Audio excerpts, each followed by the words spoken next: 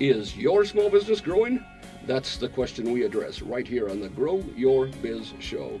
It's where we interview strategic entrepreneurs who inform and inspire you on your solopreneur or small company journey. Thanks for joining us on this episode of the Grow Your Biz Show. Hello, we are here with Eric Crouch of Crouch Recreation here at their offices in West Omaha. And this is episode number 67. I'm Paul Madsen, the host, and Eric, thanks for having us in your office. You're welcome, Paul. Nice to meet you. Nice to see your surroundings here. Eager to hear more about Crouch Recreation, so thanks again. Yep, you're welcome. Yeah, well, I'm going to just jump right in, Eric. We're going to learn more about your background and your history as we go along, but on the front end, I'd just like to ask you, Eric, what business is Crouch Recreation in? Yeah, well, we're in the business of selling outdoor recreational equipment and bringing communities together. Bringing communities together. Well, that's a great answer because it's, to me, you know, you see a lot of playgrounds, but it sounds like your philosophy is you have a playground for a reason. Yeah, we certainly do. I mean, there's a lot of reasons why, early childhood to elementary school. Now we're even seeing a lot of teenage playgrounds that people are wanting to build just to get a new demographic. But we enjoy doing what we do, and we've had a lot of fun now in 15 years. Well, that's 15 years, so that's a long run of it. So, okay, but and that whole thing about bringing communities together, I think that's really important in today's age because people get so isolated out there, don't they? Yeah, and they sure do. How does a gathering place like a playground help them to get beyond that? Well, there's many reasons. One of them is just, you know, based on my background, I'm one of those active people. I like to, you know, be out in the community doing things, but exercise is an important part of, should be an important part of your daily life, especially when you're younger. Yes. So promoting a healthy lifestyle with kids being active and providing them safe playground equipment and fun playground equipment they're going to spend time on, and for the end user, something that's quality that will last a long time. Well, that's important, I'm sure. You don't want playground accidents to come back to the manufacturer or the installer or anything like that. Well, that's interesting. You kind of answered my next question, and that is, why are you in this business? I mean, you have a sports background, athletic background. You graduated with a degree in what? Exercise science. Exercise science. Nebraska, yeah, okay, the University of Nebraska. And I guess you've had a lifelong interest in sports, obviously. Is that what gets you going to get these kids out there and get them active? Well, had a fun football career, and that had to come to an end at some point. So you have to move on, and you're looking at ways to, you know, what do you enjoy to do? What do you have fun doing? How can you support your family? And this business became available. A family owned it from 1966, the Churchich family. Okay. And you Wow, know, they've got a legacy here. They've been in the park and rec business a long time. Have spread out to other parts of the country. Their family is also involved in many other states. So for me to be involved on a daily basis with athletic directors, principals, you know, early childhood directors, superintendents, architects. I mean, every day in this business is different, and we do something different from one day to the next. But I really enjoy the customers that we have. Yeah. They're great people. Sounds like quite a variety, and sounds like right up your alley as far as active lifestyle, not for you, but for everybody else as well. We want them to have fun. When they're having fun, they're usually out there being active. Well, that's it. You know, who's not having fun on a playground, right? Even I have fun on the playground. Well, that's what it says, play, right? It's about that. Well, that's great. Eric, there are lots of companies that are your competitors out there. How is Crouch Recreation different from those companies? Well, we like to pride ourselves on customer service. And, you know, a lot of times in businesses, you know, a piece of wood's a piece of wood, a piece of steel's a piece of steel. I mean, you know, everybody's got a niche. Or similar product lines, and how do you differentiate yourself? And that's just when a customer calls, you pick the phone up. When they have bids and timelines, and you try to meet those timelines and work through. You know, nothing's going to be perfect, but if you're there to work through those issues with them, and if you communicate well with them on the front end, typically a lot of your projects will come out in a positive way. So just the customer service aspect that we have. We have a nice staff here, 7 people that are working. 6 out of the Omaha office. So we can help our customers when they call. Well, and it sounds like you have that family orientation too. Your co-owner, Nicole, of course, your wife, which works. What does she do in the business? Yep. Well, she's the real boss. She does. She does everything. Yeah. She does quite a bit. She's a real important role in our business, from designing playgrounds to running the books in the company, and putting in orders, and so she's got a big role here. Lots of things to balance, and so I hear that your answer to my question is the customer service, the up close and personal treatment, the family oriented focus of it as well. Yep. And I think your reputation, you've said as well, is second to none. And how important is that out there for a small business? It is, and working the state of Nebraska, that's one state that we have. We also work in South Dakota, very similar people that we run into on a daily basis. Great family values, and good old South Dakotans, but good friends, yeah. Exactly. But when you are doing business with, there's not millions of customers out here, right? There's your few solid good customers. You've got a few cities that have over 100,000 people in both these states. So they're the customers that are buying from you and all their school districts and municipalities and park and rec divisions. So you want to treat your customers like they're a lifetime partner of yours, and that whenever you show up, that they'll shake your hand and they want to buy from you, or they trust you. And so that's kind of the goal, is when we're going out to meet with people, that we educate them. It's not always like a hard sell. I mean, they know what our business is. Once we get a chance to explain it, maybe they didn't know about a certain product line or something that we're starting to work with, but they're always open to listen and let us in and explain what we do. Sure. Well, and that's all about what you just said. When a customer gets to know, like, and trust you, that opens the door, and everybody can price something similar, and there can be a race to the bottom as who's the cheapest, right? Oh, yeah. But it does come down to that reputation and that know, like, and trust factor, doesn't it? Right, absolutely. I mean, you're not going to win every project. No. I mean, price is a factor. Really, it's about just getting to know your customer and seeing what their needs are and what they value most. Some are different. Your customer, Western Nebraska may have a different idea on what they want versus the Eastern Nebraska customer. Good point. So one may be more price conscious, one may be in it for the service. So there's a little difference there, and you just got to find that out at the beginning. As you talk about your customers, I'm thinking, what's the smallest, not municipality or school or entity, that you've done a project for, and what's the biggest? Well, we work with a lot of schools. Like, our main marketing customers are to park and rec divisions. They are public schools, private schools. And then it gets down into your churches and maybe your daycare facilities, early childhood. Those are pretty small, I suppose. Yeah. There's private projects out there, hotels, apartments that we're working with. High schools, obviously, is they're big customers with ours, with the bleachers and the scoreboards. So it just goes on and on and on. So, but we've really focused in on that equipment side, and we really enjoyed it. So it's a lot. Like I said, the people that we work with are great. Sure. Well, that's a great variety. I'm sure it keeps it interesting for you. Okay. Well, that's great. This show is focused a lot, Eric, on people who want to start their own business and launch it from zero. I call it the solopreneurs, not my term. Or maybe they've had a long career in corporate, whatever, and they're just had enough and need something new and want to put out their own shingle. Talk to me about. I mean, you've had your own transitions, and we'll talk a little about that. But you can tell us about that. How do you go from one career to? I mean, here's the main question. Buying versus building. Did that go through your head as you were looking at starting a business or buying a business? I was 24 years old, so I didn't really put a whole lot of thought into this. When you started this? When I purchased the really? business. Oh, wow. So I was fairly young at the time. Oh, that's pretty young.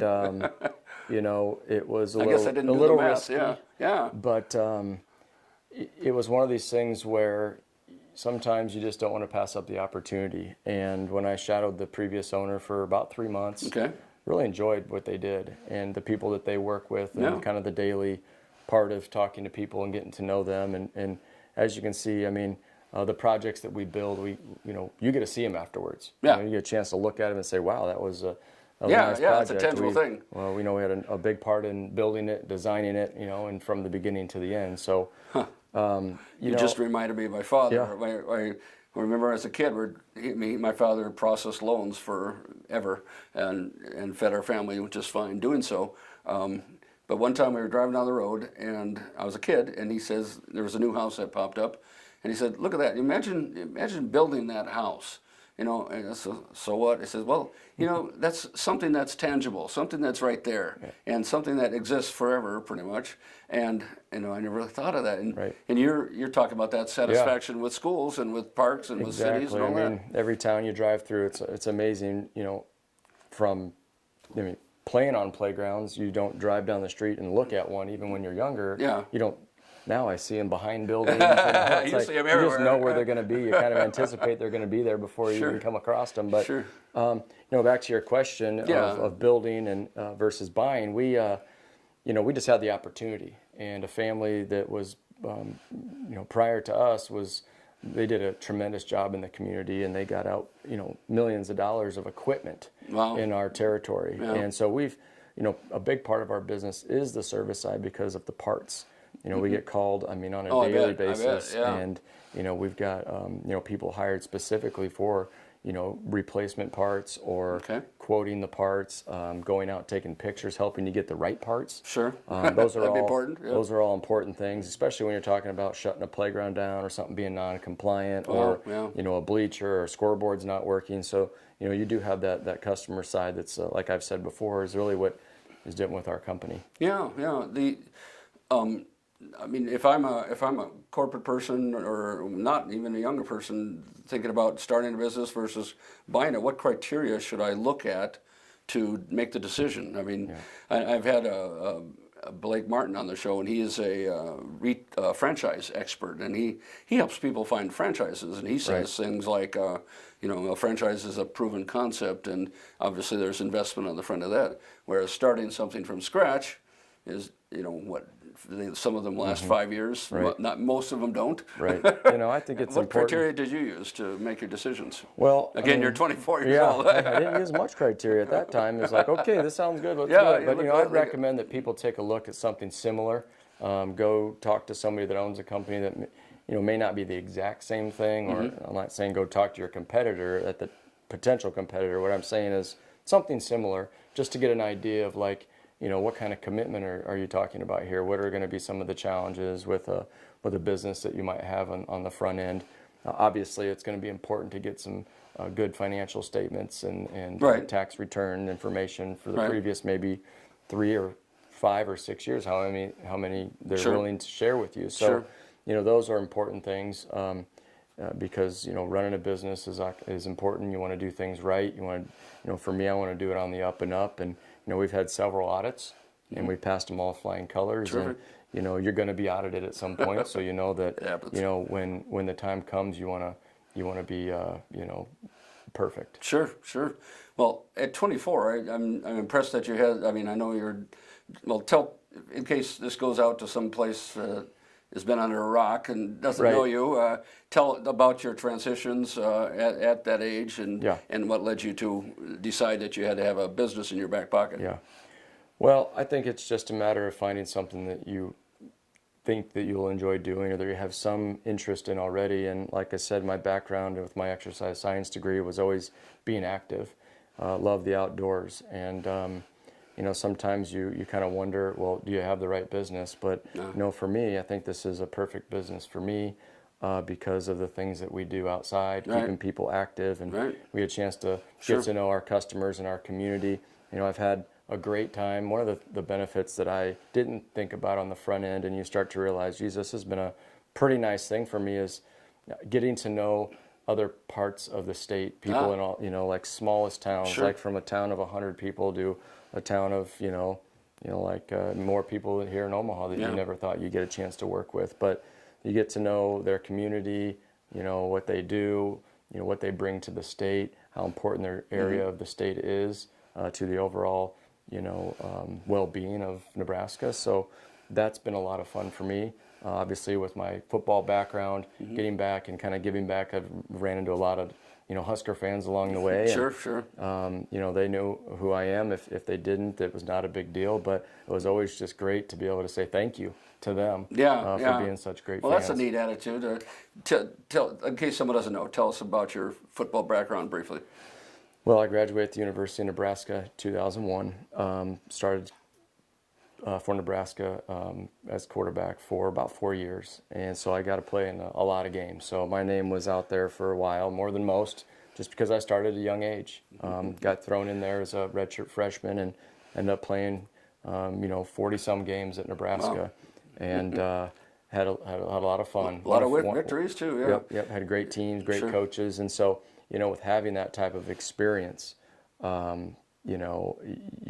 I did meet a lot of people from around the state, but never got a chance to, they came to the stadium to watch me play, to watch us play. Short meeting, right? You're like, hey, we know you. Like, well, it's nice. Now, how do I get to know you? And say thank you for some of the things that you've done, and that just ties into community. And I think when people can, like I said before, trust you, and they get to know you, and because that's it. We could have a great business here, but if they don't think I'm going to deliver the product in time, or if I'm treating them fairly, or if they're getting a great product, or if I'm going to treat them great through the process, then a lot of times, you already mentioned it. There's competitors out there, and they could go choose to buy from someone else, but and that's their choice. But what we try to do is educate them on our business and who we are. Sure. And again, you're not going to have all the business, and you probably don't want it all. No. Well, that's how change your business. We did. And working with your competitors, and you're all in the same business, and you're trying to help each other. So, having competitors that you have friendly relationships with is really important as well. Well, it takes a village, and collaboration is the new competition or something I read or heard somewhere. Well, along the way, 15 years, right? You've been doing this, and how long full time for you? Full time for me is an interesting topic because I was playing football through some of those years.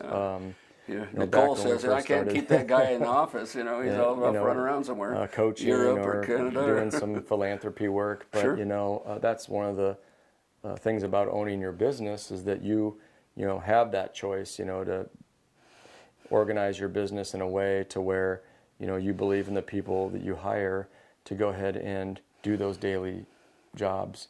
Okay. However, it opens the door for me to go do other things that could help our business in the long run. So, you don't know who you're going to meet or what you're going to learn about them, and sometimes it ties back to your business and being able to help someone, even though you didn't really know you were. However, you're meeting people. I always say, people buy from people. Right. So getting in front of people and getting to know them and look them in the eye and shake their hand and provide them with that, like I said, experience is very, very important. Sure. Well, of those 15 years, I agree. Of the 15 years, I'm sure you've learned and grown. You've probably added lots of products and lots of services and things like that. What speed bumps have hit you where you learned a lot? What have you learned along the way, I guess? It's a big question. We could talk for hours probably, but in a nutshell, as an entrepreneur, people wanting to buy a business, start a business, what speed bumps did you encounter, and how did you beat them? My football past has made me a little impatient because I like results. I like to get in the weight room and show that you're putting on muscle. Okay. I like to get on the football field, score a touchdown, and look up at the scoreboard and say you won. Yes. So one of those things is it doesn't work like that in business quite like a football game does. Lasts more than 2 hours. You got to have a little patience. And have you learned that or not? Yeah, I'm getting better. Oh yeah, okay. I'm getting better. But one of the things is, typically when you go out and you purchase a business, you don't have the money to do it. So you take out a loan, or you find a way to work with people or partners to get that part of it done financially. Okay.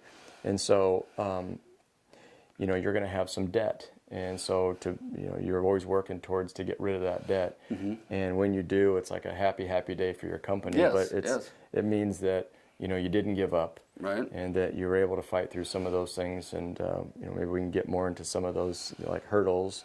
Every business has them. Yeah. Everybody has them, just in life in general, and there's no difference in business. Right.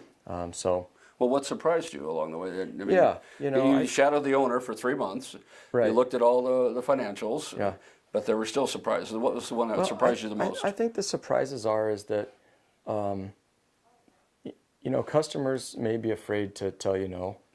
Okay. And so it's one of those things where you feel like that you've done everything that you possibly could, and they end up buying from someone else. Don't you hate that? And you know what? And I think that's really, I think if you look at it the wrong way, you can get frustrated, you can get irritated, you can feel rejection,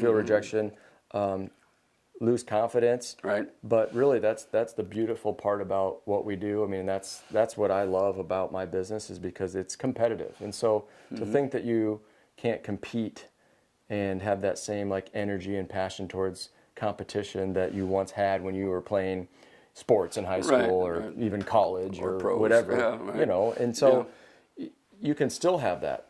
And so that nature that you have as being competitive can definitely filter over into your business life, and you can learn a lot from it. Right. Well, and I think you hit it on the head. I'm sure patience, and the older I get, sometimes the more impatient I get. I don't know. I think I know more. And when we're really young, we think we know a lot. When we're older, we know a lot. But somewhere, because you're supposed to have it figured out. Yeah, right? Somewhere it's got to get it figured out. But it's just hard to do, isn't it?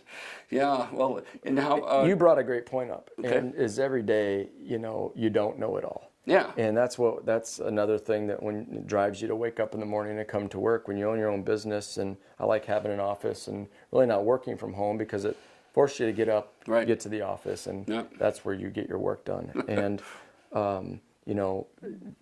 we talked about the patience thing, so that's also very important to think about. Sure. Yeah.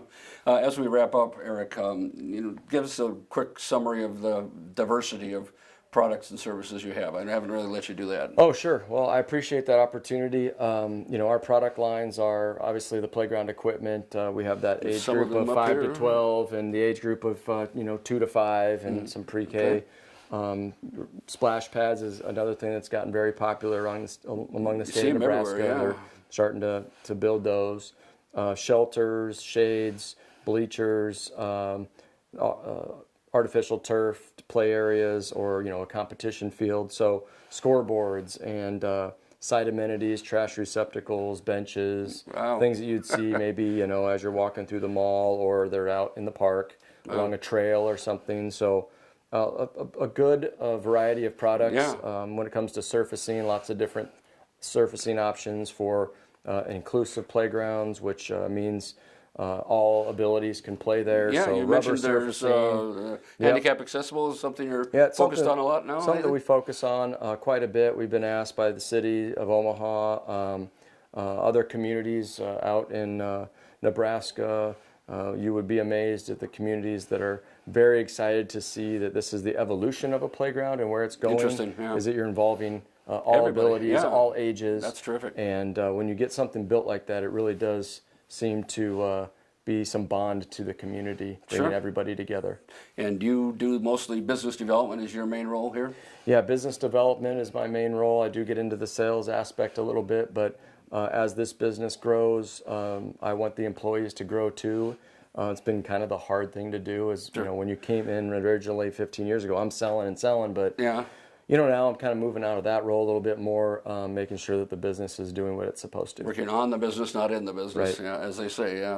There's a lot to that. Real briefly, where is Crouch Recreation headed from here? Yeah, I think that's a great question. I think that there's a lot of opportunity to build these spaces in a lot of communities that are maybe outdated, or schools that need renovation. Wow. So I see a lot of renovating of parks still that need to be done.